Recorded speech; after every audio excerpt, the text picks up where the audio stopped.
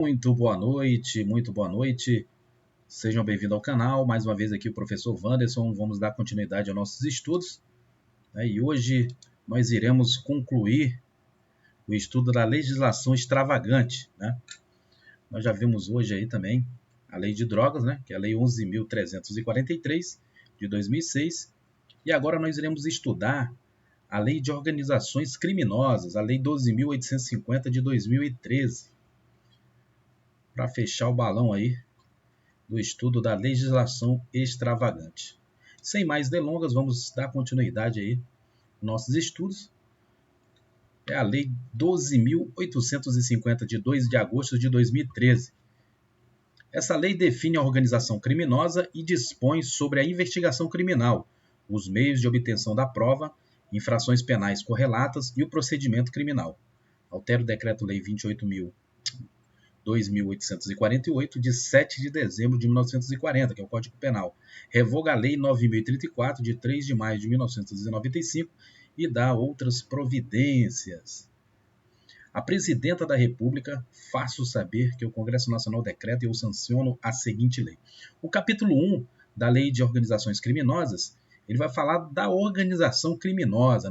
O artigo 1º diz que esta lei define a organização criminosa e dispõe sobre a investigação criminal, os meios de obtenção de prova, infrações penais correlatas e o procedimento criminal a ser aplicado. Importante isso aqui, cabe destacar, Define a organização criminosa. Parágrafo 1º. Considera-se organização criminosa, aqui ele vai dar o conceito do que é a organização criminosa.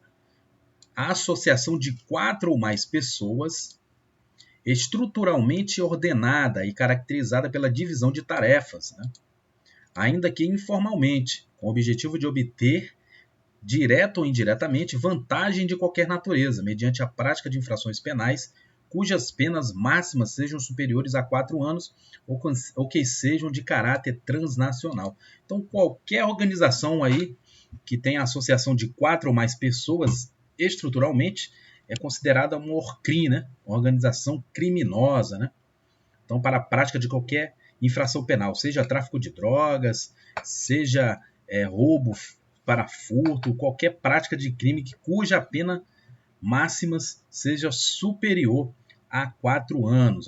Então, se for inferior a 4 anos, ela não vai ser considerada aí organização criminosa segundo essa lei. Então, é um importante conceito aí de organização criminosa que você deve memorizar. Esta lei se aplica também às infrações penais previstas em tratado ou convenção internacional, quando iniciada a execução no país, o resultado tenha ou devesse ser ocorrido no estrangeiro ou reciprocamente. E as organizações terroristas, entendida como aquelas voltadas para a prática de atos de terrorismo legalmente definidos. Então, também para a prática de terrorismo, essa lei também é aplicada, A lei de organizações criminosas, as famosas ORCRIMs. O artigo 2º, já vai definir aqui,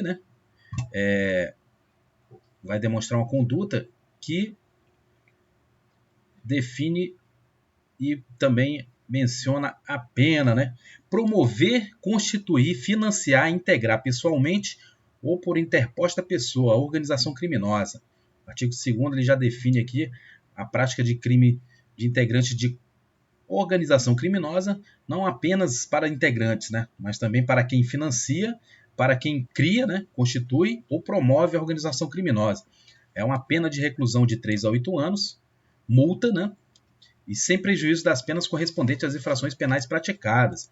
Então, o sujeito, quando pratica, por exemplo, o crime de tráfico de drogas, o crime de contrabando, são crimes aí previstos na legislação penal comum, além desses crimes, eles estarão também praticando o crime de organização criminosa, o crime de integrar a organização criminosa, constituir ou financiar, pessoalmente ou por interposta pessoa, ele também vai responder perante a lei 12.850, que é a lei de organizações criminosas. Além do crime, e as penas correspondentes aos demais crimes que ele praticou, ele também vai responder por isso. Então, digamos que ele, num crime de tráfico de drogas, ele seja condenado a 15 anos de prisão e também ele vai ser condenado por integrar uma organização criminosa, né? Como a gente viu ali, uma associação de 4 ou mais pessoas, né? Para a prática de crimes que a pena máxima seja superior a 4 anos. Nesse caso, ele também será condenado aí e responderá pelo crime por integrar uma organização criminosa, que é a pena de reclusão de 3 a 8 anos. Aí vai somar a pena dele ali, ele vai ficar aí, ele sendo condenado a 8 anos mais 15, né? Vai ficar 23 anos aí preso, né? Nesse exemplo que eu dei. Parágrafo 1º. Nas mesmas penas incorre quem impede ou de qualquer forma embaraça a investigação de infração penal que envolva a organização criminosa. Então, para quem impedir a investigação, né, ou embaçar aí de uma forma a investigação de infração penal que envolva uma organização criminosa, ele também vai estar sujeito a essa pena de reclusão de 3 a 8 anos. Né? As penas aumentam-se até a metade se na atuação da organização criminosa houver emprego de arma de fogo. Então, se nessa organização criminosa houver emprego de arma de fogo, né, aqui a lei fala que a pena vai aumentar-se até a metade. Né? Então, se a Orcrim agir com uso de arma de fogo, vai ter uma pena que pode aumentar aí até a metade. A pena é agravada para quem exerce o comando, então o cara que é o cabeça, né? O comando individual ou coletivo da organização criminosa, o cara que comanda a Orcrim, né? Ainda que não pratique pessoalmente atos de execução, a pena dele é agravada, né? Aumentada de 1/6 a 2/3. Né? E se há participação de criança e adolescente, também a pena é aumentada. Né? Se há concurso de funcionário público, valendo-se da organização criminosa dessa condição para a prática da infração penal, também há o aumento. Né? Se o produto ou proveito da infração penal destinasse no todo ou em parte ao exterior, se a organização criminosa mantém conexão com outras organizações criminosas independentes, e se as circunstâncias do fato evidenciarem a transnacionalidade da organização. Então, se for uma organização aí que comete crimes transnacionais, quer dizer, internacionais, também estarão sujeitos ao agravamento da pena. Se houver indício suficiente de que o funcionário público, né, integra a organização criminosa, poderá o juiz determinar seu afastamento cautelar do cargo, emprego ou função, sem prejuízo da remuneração, quando a medida se fizer necessária a investigação e instrução processual, né, no caso. Então, se houver indício suficiente que um funcionário público estiver integrando essa organização criminosa, o juiz ele pode determinar um afastamento desse servidor, né, desse funcionário público aí, do seu cargo, emprego ou função, sem prejuízo da remuneração. A condenação com trânsito em julgado acarretará ao funcionário público a perda do cargo, função, emprego ou mandato eletivo e a interdição para exercício de função ou cargo público pelo prazo de 8 anos. Então ele foi afastado e no final o juiz condena ele. Tendo o trânsito em julgado, né, essa condenação dele vai acarretar aí a perda do cargo. Né? E além disso, ele ainda será proibido aí de exercer, né, qualquer função ou cargo público por 8 anos subsequente ao cumprimento da pena. Então é bem grave. Né? Se houver indício de participação de policial, né, nos crimes de que trata esta lei, a Corregedoria de Polícia instaurará inquérito policial e comunicará, né, aqui a Corregedoria de Polícia, né, e instaurará o inquérito policial e comunicará ao Ministério Público, que designará membro para acompanhar o feito até a sua conclusão. Então, quando houver a participação de policial, a Corregedoria instaurará um inquérito e vai comunicar ao Ministério Público, que vai designar um membro, um promotor aí para acompanhar essa investigação até a conclusão. As lideranças de organizações criminosas armadas, né, ou que tenham armas à disposição, deverão iniciar o cumprimento da pena em estabelecimentos penais de segurança máxima. Então, geralmente, aí, crime organizado, né, principalmente tráfico de drogas, crimes que apresentam maior grau de periculosidade, né, para a sociedade, eles cumprirão penas em locais de segurança máxima, né, presídios federais que existem aí pelo Brasil, ou em presídios de segurança máxima. O condenado expressamente em sentença por integrar comissão, organização criminosa por crime praticado por meio de organização criminosa não poderá progredir de regime de cumprimento de pena, obter livramento condicional ou outros benefícios prisionais se houver elementos probatórios que indiquem a manutenção do vínculo associativo. Então o cara foi condenado expressamente, né? Expressamente em sentença por integrar uma Orcrim, né? Ou por meio do crime, ele não pode progredir do regime, né, e nem obter o livramento condicional e nem tem nenhum outro benefício prisional. O capítulo 2 vai falar da investigação e dos meios da obtenção da prova. Artigo 3º diz que em qualquer fase da persecução penal serão permitidos, sem prejuízos de outros já previstos em lei, os seguintes meios de obtenção de provas, né? Colaboração premiada, captação ambiental de sinais eletromagnéticos, ópticos e acústicos, ação controlada, acesso a registro de ligações telefônicas e telemáticas, a dados cadastrais constantes de bancos de dados públicos ou privados e obtenção e as informações eleitorais ou comerciais. Interceptação de comunicações telefônicas e telemáticas nos termos da legislação específica. Afastamento dos sigilos financeiro, bancário e fiscal nos termos da legislação específica. Infiltração por policiais em atividade de investigação na forma do artigo 11. Cooperação entre instituições e organizações federais, distritais, estaduais e municipais na busca de provas e informações de interesse de investigação ou de instrução criminal. Havendo necessidade justificada de manter sigilo sobre capacidade investigatória, poderá ser dispensada a licitação para a contratação de serviços técnicos especializados, aquisição ou locação de equipamentos destinados à Polícia Judiciária para rastreamento e obtenção de provas previstas nos incisos 2 e 4. Né? No caso do artigo 1º, fica dispensada a publicação de que trata o parágrafo único do artigo 61 da Lei 8666, né? Devendo ser comunicado o órgão do controle interno na realização da contratação. Aqui vai falar da seção 1, colaboração premiada. Artigo 3A, o acordo de colaboração premiada é negócio jurídico processual e meio de obtenção de prova que pressupõe utilidade e interesse público. O recebimento da proposta para a formalização de acordo de colaboração demarca o início das negociações e constitui também marco de confidencialidade, configurando violação de sigilo e quebra de confiança e de boa-fé a divulgação de tais tratativas iniciais ou documento que as formalize até o levantamento de sigilo por decisão judicial. A proposta de acordo de colaboração premiada poderá ser subsidiariamente indeferida, com a devida justificativa cientificando-se o interessado. Caso não seja indeferido o sumário, as partes deverão firmar termo de confidencialidade para o prosseguimento das tratativas, que vinculará os órgãos envolvidos na negociação e impedirá o indeferimento posterior sem justa causa.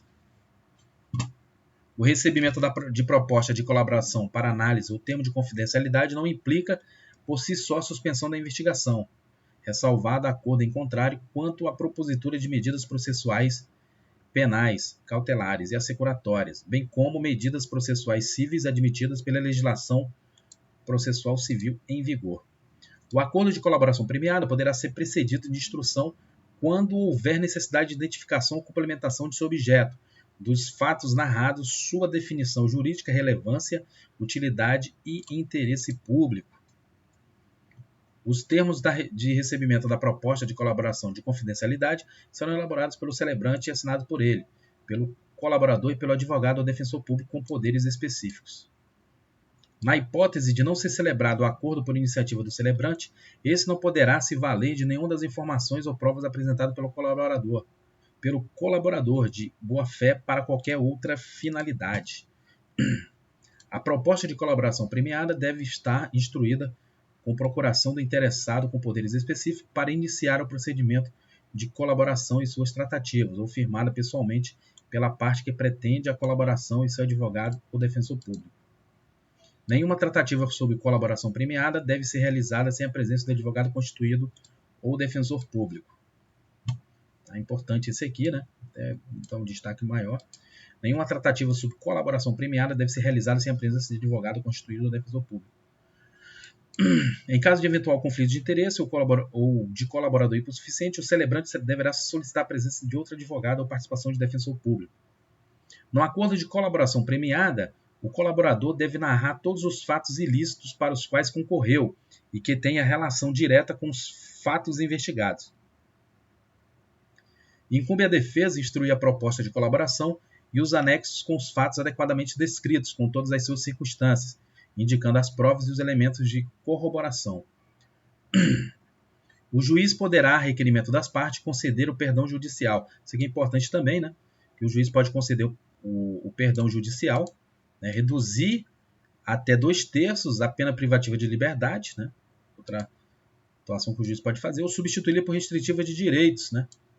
Restritiva de direitos daquele que tenha colaborado efetivo e voluntariamente com a investigação e com o processo criminal, desde que dessa colaboração advenha um ou mais dos seguintes resultados. Então o juiz ele pode conceder o perdão, né, para aquele colaborador que venha aí a fazer uma colaboração efetiva e voluntária com a investigação, desde que essa colaboração advenha de um ou mais dos seguintes resultados. Primeiro, identificação dos demais coautores e partícipes da organização criminosa e das infrações penais por ele praticada. Então, conseguiu identificar os outros integrantes ou partícipes de uma organização criminosa, o colaborador ele pode receber aí o perdão judicial do juiz, ou ter uma redução aí de 2/3 da pena, ou substituir essa pena de prisão por restritiva de direito, né?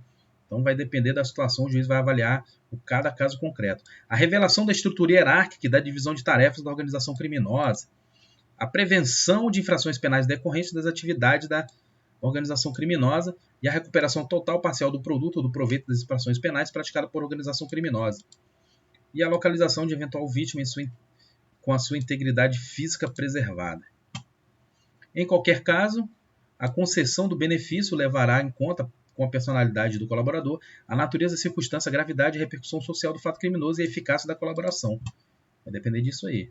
Considerando a relevância da colaboração prestada, o Ministério Público, a qualquer tempo, e o delegado de polícia, nos autos do inquérito policial, com a manifestação do Ministério Público, poderão requerer ou representar ao juiz pela concessão de perdão judicial ao colaborador, ainda que esse benefício não tenha sido previsto na proposta inicial, aplicando-se o que couber. Então, dependendo aí do Ministério Público, ele pode solicitar ao juízo concessão do perdão judicial para o colaborador que consiga ajudar efetivamente no desvendamento e no desbaratamento, né,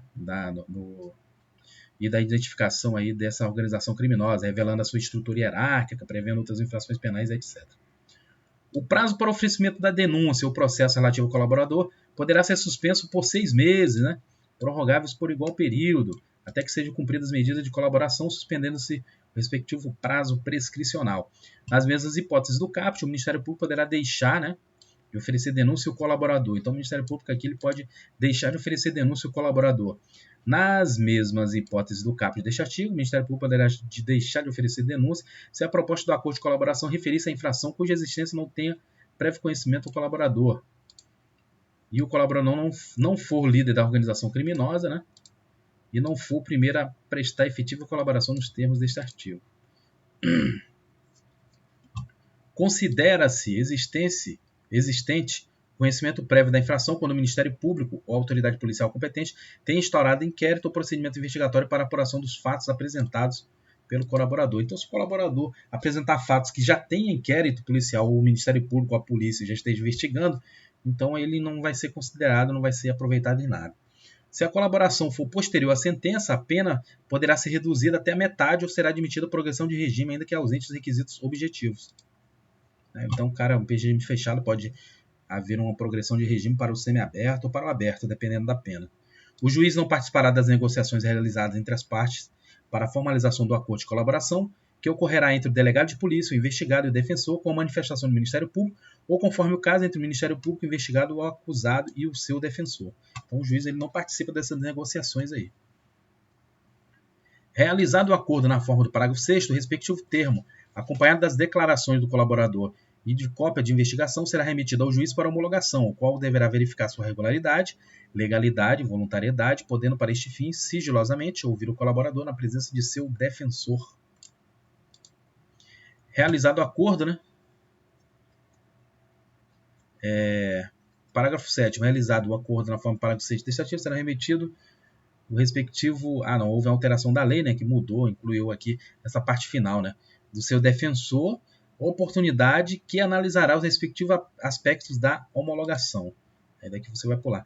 Regularidade e legalidade, adequação dos benefícios pactuados àqueles previstos para o 4º e 5º desse artigo, né, sendo nulas as cláusulas que violem critério de definição de regime inicial de cumprimento da pena do artigo 33, ou as regras de cada regime previsto no Código Penal, e os requisitos de progressão de regime não abrangidos pelo parágrafo 5º deste artigo.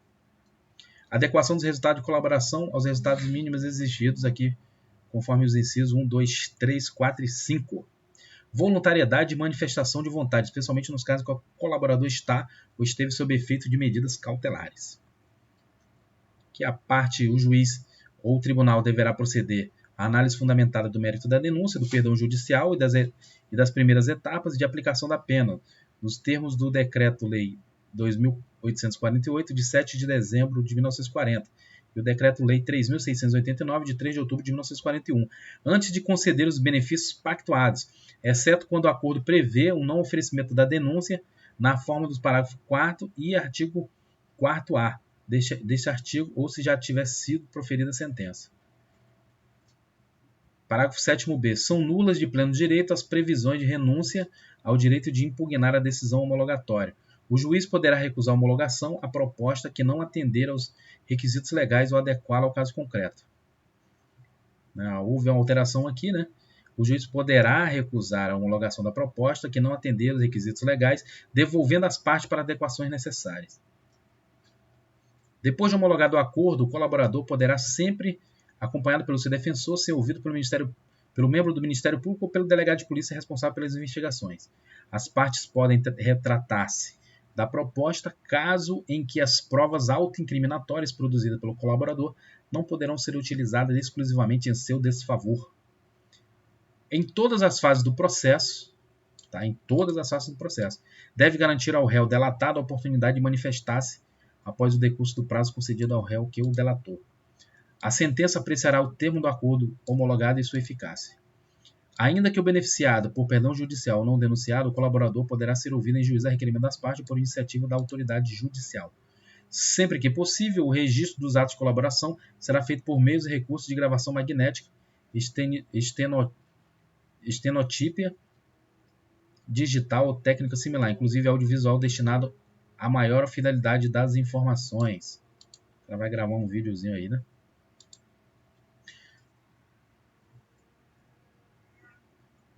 Aí a lei fez uma alteração também. O registro das tratativas e os atos de colaboração deverá ser feito pelos meios ou recursos de gravação magnética, estenotípia digital ou técnica similar, inclusive audiovisual, destinados a obter maior fidelidade das informações, garantindo-se a disponibilização de cópia do material ao colaborador. Nos depoimentos que prestar, o colaborador renunciará na presença de seu defensor ao direito ao silêncio e estará sujeito ao compromisso legal de dizer a verdade. Em todos os atos de negociação, confirmação e execução da colaboração, o colaborador deverá estar assistido por defensor. Aqui o 16 houve alteração, né? Nenhuma das seguintes medidas será decretada ou proferida com fundamento apenas nas declarações do colaborador. 1. Medidas cautelares reais ou pessoais. 2. Recebimento de denúncia de queixa ou queixa-crime. 3. Sentença condenatória. O acordo homologado poderá ser reincidido em caso de omissão dolosa sobre os fatos objeto da colaboração. Importante aqui. E o acordo de colaboração premiado pressupõe que o colaborador cesse o envolvimento de conduta ilícita relacionada ao objeto da colaboração sob pena de rescisão. O cara vai fazer a delação premiada, ele tem que cessar imediatamente, né? Prática de crimes. Ele continuar, vai ter essa rescisão aí desse termo de colaboração, acordo, né? Artigo 5º. São direitos do colaborador usufruir de medida de proteção prevista na legislação específica, ter nome, qualificação, imagem e demais informações pessoais preservados, ser conduzido em juízo separadamente dos demais coautores e partícipes, participar das audiências sem contato visual com os outros acusados, não ter sua identidade revelada por meio de comunicação, nem ser fotografado ou filmado sem sua prévia autorização por escrito, cumprir pena ou prisão cautelar em estabelecimento penal diverso dos demais corréus ou condenados. O termo de acordo de colaboração premiada deverá ser feito e conter. Aí, o que tem? Isso aqui pode cair na prova de cara, hein? Então, memorizem isso. O que tem que ter no termo de acordo de colaboração premiada? Relato da colaboração e seus possíveis resultados. As condições da proposta do Ministério Público ou delegado de polícia. A declaração de aceitação do colaborador e de seu defensor. As assinaturas do representante do Ministério Público ou do delegado de polícia, do colaborador e de seu defensor. A especificação das medidas de proteção ao colaborador e à sua família, quando necessário. O pedido de homologação do acordo será sigilosamente distribuído, contendo apenas informações que não possam identificar o colaborador e o seu objeto. As informações pormenorizadas da colaboração serão dirigidas diretamente ao juiz, a que recair a distribuição, que decidirá no prazo de 48 horas. O acesso aos autos será restrito ao juiz, ao Ministério Público, ao delegado de polícia, como forma de garantir êxito das investigações, assegurando-se ao defensor, no interesse do representado, amplo acesso aos elementos de prova que digam respeito ao exercício do direito de defesa, devidamente precedido de autorização judicial, ressalvados referentes às diligências em andamento. O acordo de colaboração premiada deixa de ser sigiloso assim que recebida a denúncia, observado e disposto no artigo 5º. Aqui houve uma alteração na lei, né? No artigo 5º ele vai dizer: o acordo de colaboração premiada e depoimento do colaborador serão mantidos em sigilo até o recebimento da denúncia ou queixa-crime, sendo vedada ao magistrado decidir por sua possibilidade, sendo vedado ao magistrado decidir por sua publicidade em qualquer hipótese. Da ação controlada. O que vem a ser essa ação controlada, hein? Então, o artigo 8º vai dizer: consiste a ação controlada em retardar a intervenção policial ou administrativa relativa à ação praticada por organização criminosa ou a ela vinculada, desde que mantida sob observação e acompanhamento para que a medida legal se concretize no momento mais eficaz à formação de provas e obtenção de informações.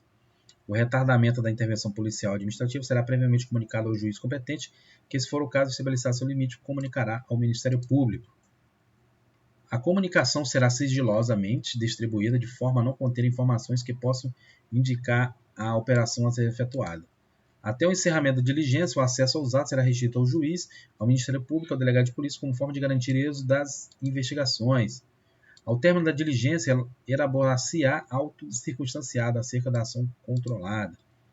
Se da ação controlada envolver transposição de fronteiras, o retardamento da intervenção policial ou administrativa somente poderá ocorrer com a cooperação das autoridades dos países que figure como provável itinerário ou destinado do investigado, de modo a reduzir os riscos de fuga e extravio de produto, objeto, instrumento ou proveito de crime. Seção 3 vai falar da infiltração de agentes, né?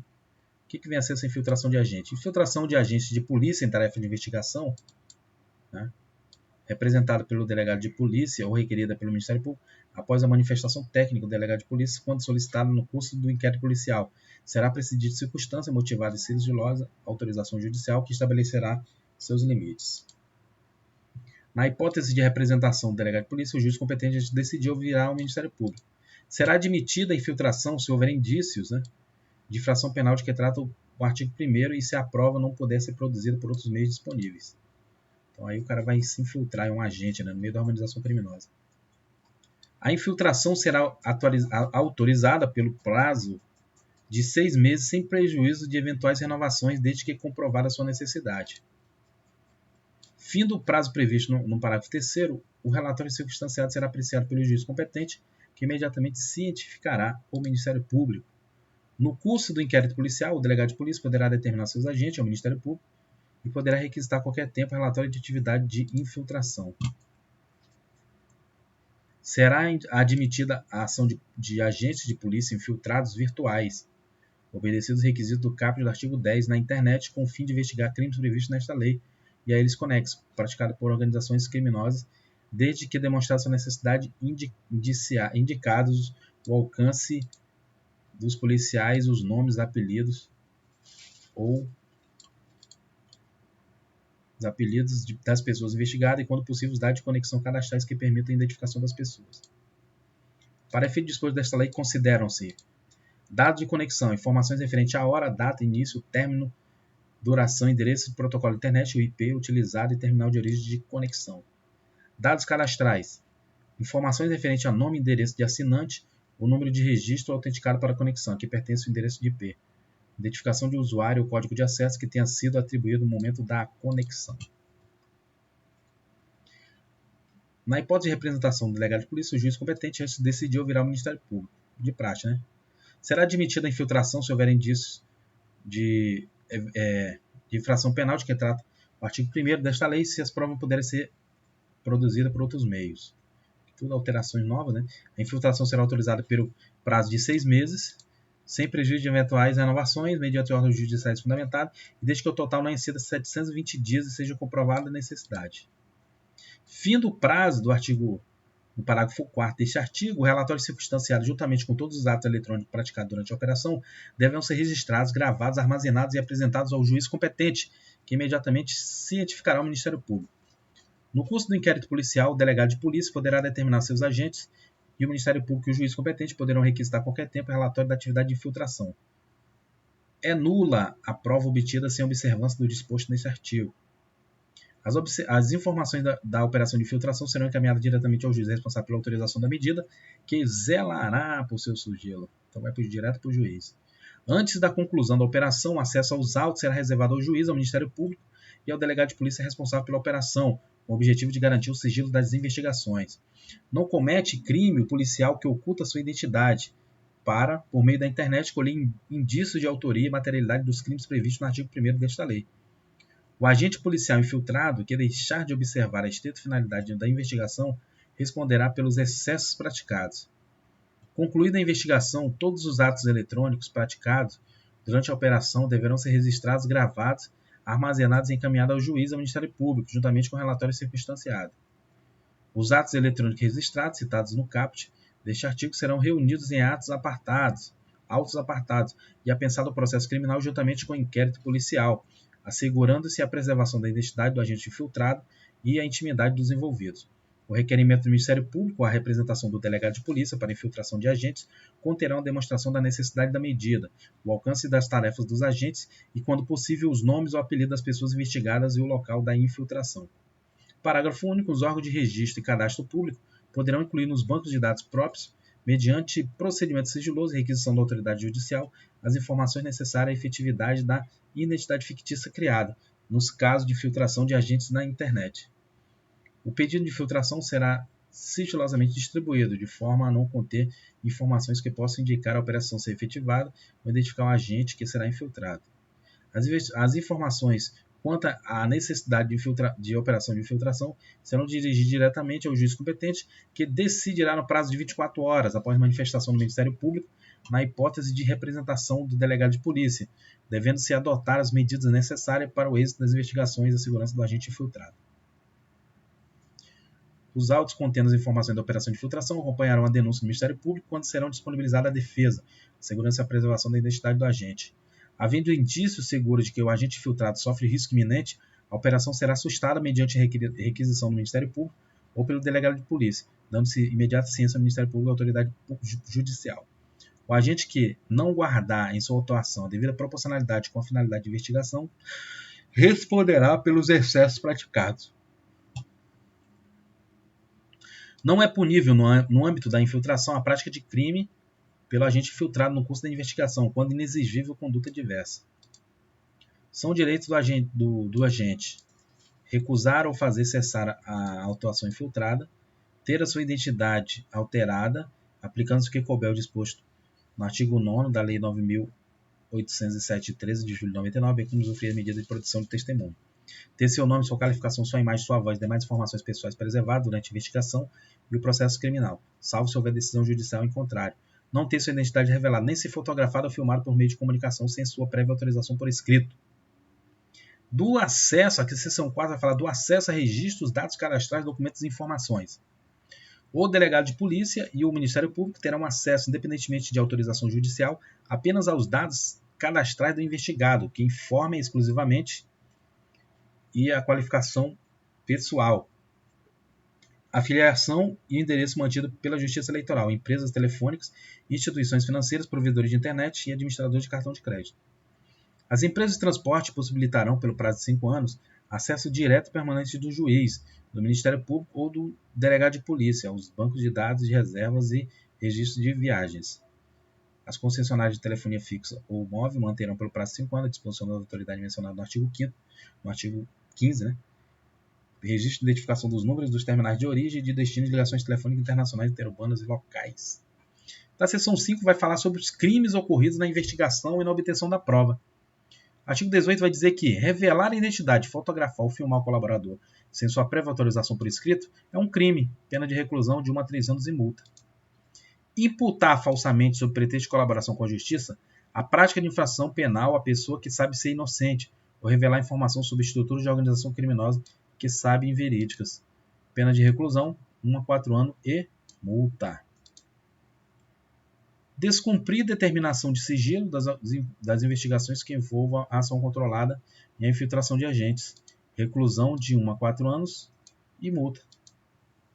Recusar ou omitir dados cadastrais, registros, documentos e informações requisitados pelo juiz, Ministério Público, delegado de polícia no curso de investigação ou processo. Pena de reclusão de 6 meses a 2 anos. Na mesma pena incorre quem, de forma indevida, se aposta, propala, divulga e faz uso de dados cadastrados que trata essa lei. Capítulo 3 vai falar das disposições finais, já estamos chegando ao final da lei, né?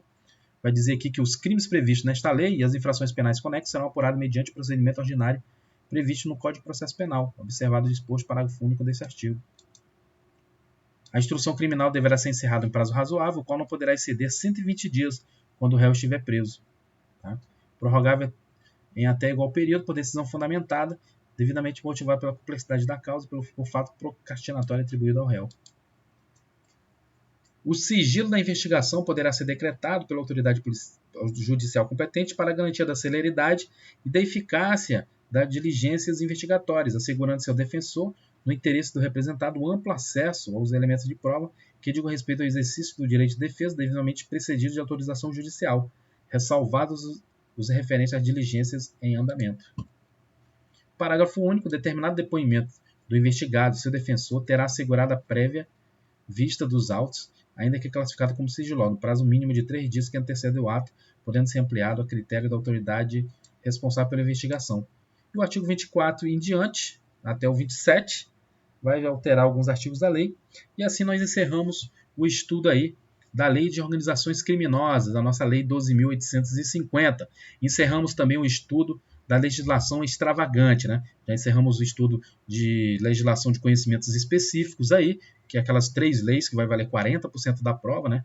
Eu faço questão sempre de frisar isso, porque é muito importante para essa prova de São Gonçalo, que é o Estatuto Geral das Guardas Municipais, a lei do SUSP, né, do Sistema Único de Segurança Pública, e o Estatuto dos Servidores Públicos do município de São Gonçalo. Essas 3 leis representam aí, vão ser retiradas, né, dessas leis, 40% da prova, ou seja, 40% da prova estão dentro dessas 3 leis aí. Da legislação extravagante, acredito eu, que retire aí no máximo 2 questões de cada lei, ou uma questão, dependendo do que for. Então agradeço a todos aí, a audiência até agora. Para você que não é inscrito no canal, se inscreva, dê aquele like e nos ajude aí compartilhando para os seus amigos. Continue firme nos estudos, a vitória é nossa, em nome de Jesus. Um forte abraço e boa noite, até a próxima. Hein? A próxima nós iremos já começar a estudar noções de direito constitucional e daremos prosseguimento aí com o nosso edital aí de São Gonçalo. Forte abraço e tchau.